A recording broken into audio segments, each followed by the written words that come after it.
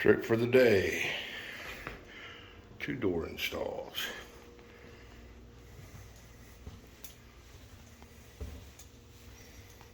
Now bust it up.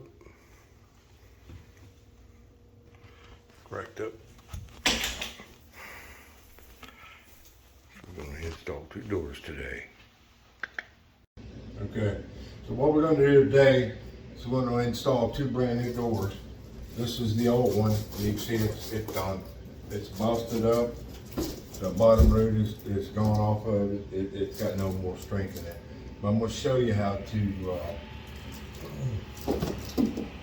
replace this fairly easy.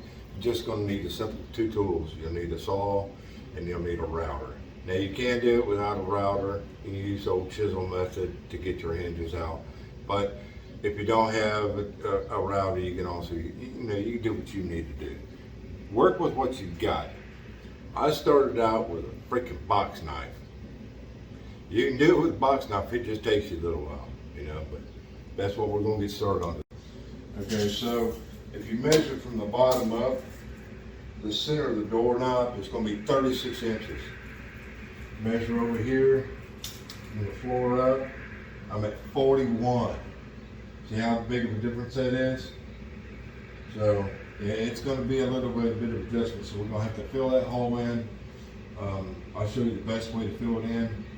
But yeah, that's going to be a problem. The other thing is these old flat pan doors, this is 6 pan. I guess you got these cheaper, but whatever. So that's what we're going to work with today. We'll have to move all this stuff. First we're going to measure the latches and the height. So if we measure it down on the old door, the old door is all butchered. Where the hinges were, you can see it's all butchered. You can see where somebody did some fill in with some caulk. Yeah, we ain't going there. So what you can do is on your door frame, from where the top of the door frame is, you want to come down about 1/4 inch. It looks like about 7.5 inches to the top of the hinge. So what you want to do on this is you want to transfer those measurements. So you get your pen out. We're going to go down 7.5.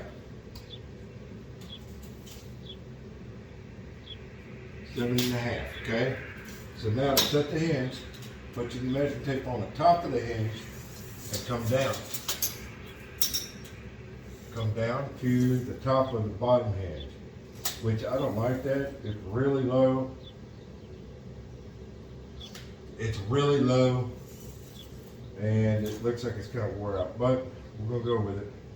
So we got about 63 and 1/8. So easiest way for me is I'm gonna lay this door down. 63 and 1/8.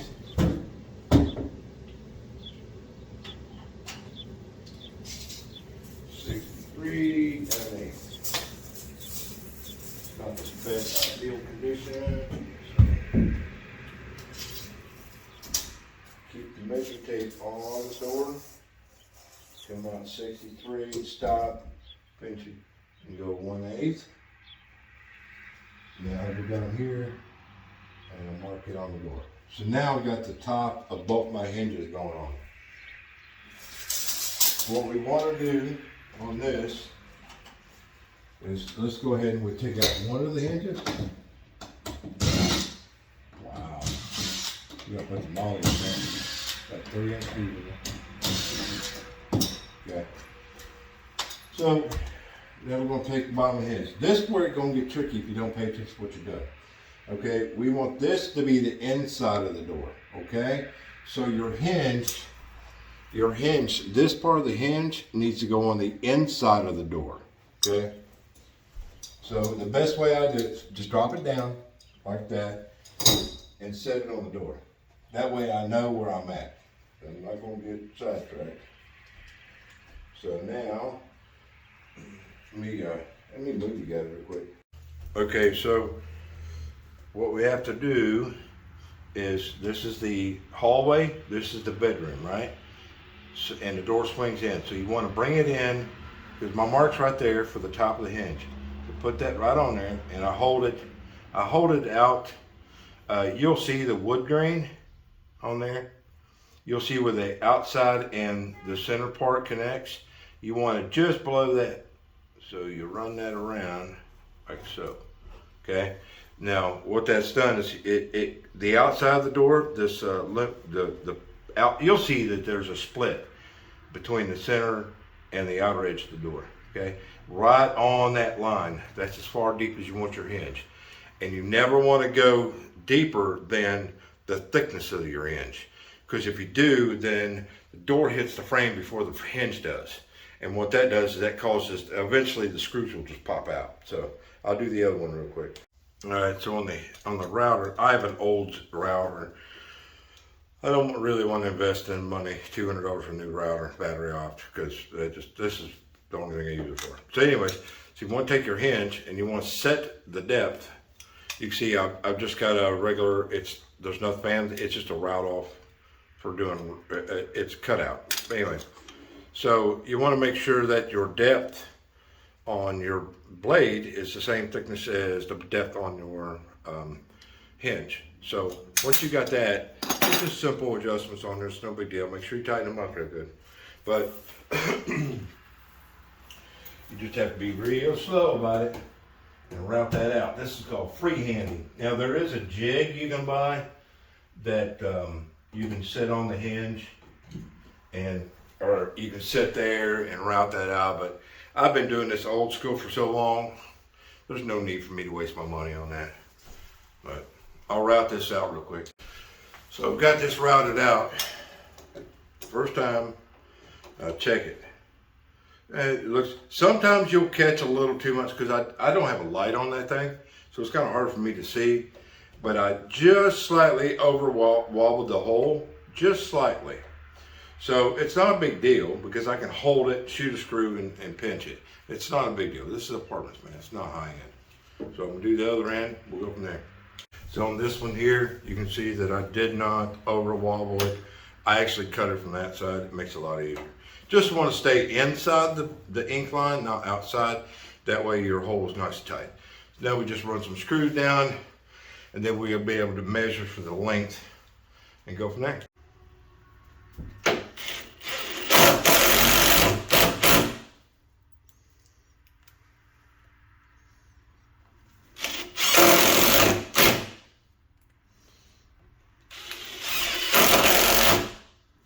On a good install, your door hinge should be flush with the wood. If you did it right, screw might be a little bulgy because I don't think those are the right screws for this, but I already got the other one in. Okay, so we're going to get the door test fit. I measured it up from the floor up, and it looks like it's going to line right up on this. So let's go ahead and give this a test fit. I may have to cut it down in order to get it in the hole. Looks pretty good, man. That top looks a little tight. And looks under my drag carpet.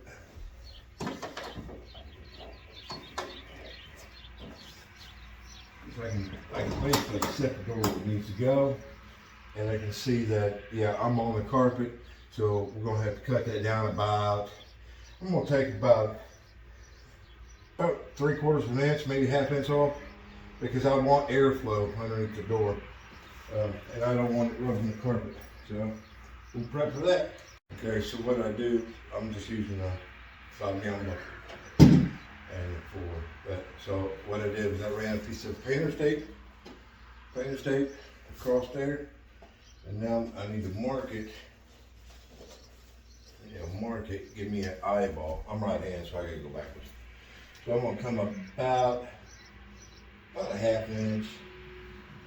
I don't need to measure this because I'm gonna go on the outside, and I can get a pretty straight line with my hand.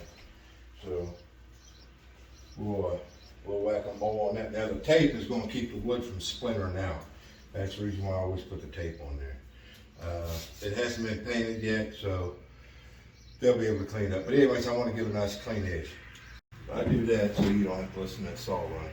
So I just ran the saw down through there, cut me off a 1/2 inch. You know, I got a nice clean edge on both sides of the door. Okay, so we're gonna put some screws through it. See how it looks. I always start with the top screw. So it gives me that way I can hold the door like that. Always go for the top hole. Get it in there. Well, this hole's blown out, so woohoo, good times. Just knock it back a little bit.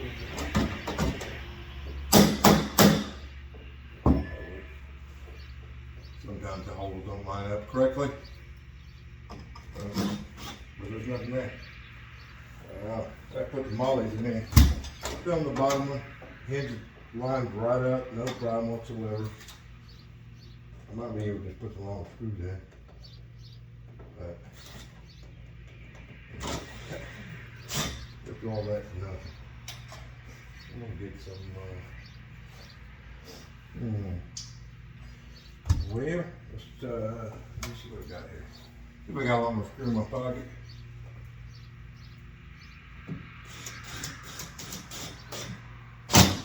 A little bit of bite, not much. Let's try it out. It's barely touching the carpet, and there we got a problem. Not bad. You gotta pay attention to what it's doing. Got the hinge on backwards. Okay, so I flipped the hinge over. It's common. I just wouldn't pay attention. I had the hinge backwards, so it doesn't want to shut. It's like all the way open. You know, so just flip it over. Anyways, so you can see that, you know, this is an old ass building, man. So I got a big gap at the top, and yeah, it does look like. But my door stripe, it's level all the way up through there. And I don't have a lot of bind up, a little bit, but that's because this hinge is all messed up. So on this door here, we're gonna call it good. It's got a little modifying on the holes. I'll show you what I'm talking about. So the holes are basically blown out. So the screws aren't even pulling the door back far enough. And you can see it used to be a 3-hinge door, like that one over there. That's next. That's a 3-hinge door, but there's no hinge here. So, and then the bottom one there is almost always blown out. You know, it's barely holding itself on. So what I'll do on this is I'll put some mollies in the holes, and that'll straighten the hole up. Now you can like drill them out and put some little dowel rod, you know, wooden dowel rods in there, and that will give you something to screw into. But what I've found is a little bit easier is those screw-in mollies, the white ones that basically screw themselves in, is I'll break those freaking things off, and I'll show you. The next problem we got to worry about is this. Look how big of a difference that is. It's almost 6 inches on the center. So we're gonna have to drop that down, cut the hole out, be the whole 9 yards. First, we're gonna take the latch off.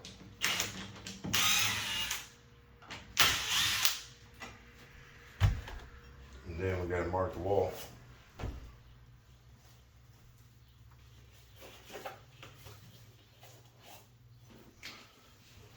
The center of the latch, mark it on the door frame. Now open up the door, all line straight back. That way we know where we're going. So when you get ready to do this, I don't need the strike plate yet, but it's a 25 millimeter. You know what it is? 1 inch. Is it 1 inch? Got a bunch of stuff on there.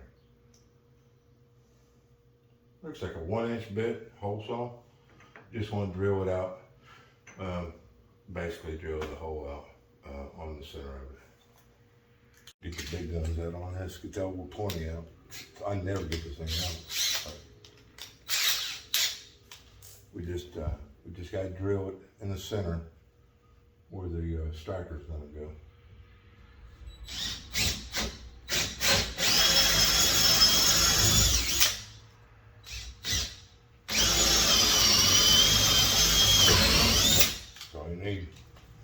Little ovens, throw that hole out.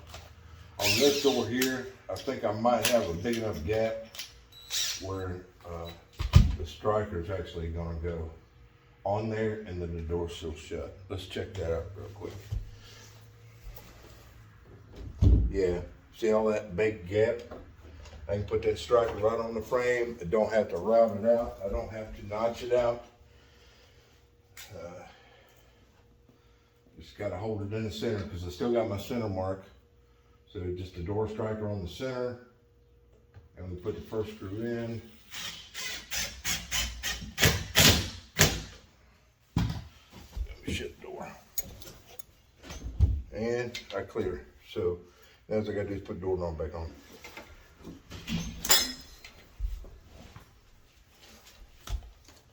And the holes already go out, so spin it around, set it on, shoot a couple screws in it.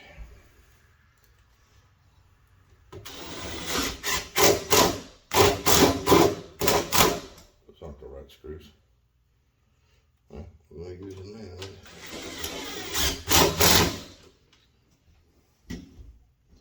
Looks good. Another screw in that door.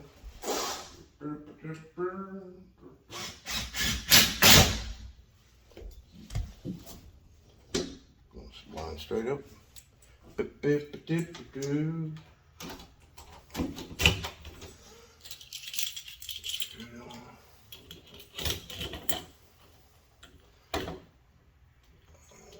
going on there?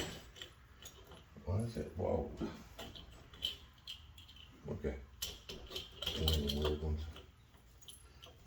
Weird ones. Screws kind of small. Okay, let's get that all back together. Strike plate on it. Tight. That's a good thing. Now as I get this, I think I'll try to find some long screws real quick, like some 3-inch. See if I can catch that frame.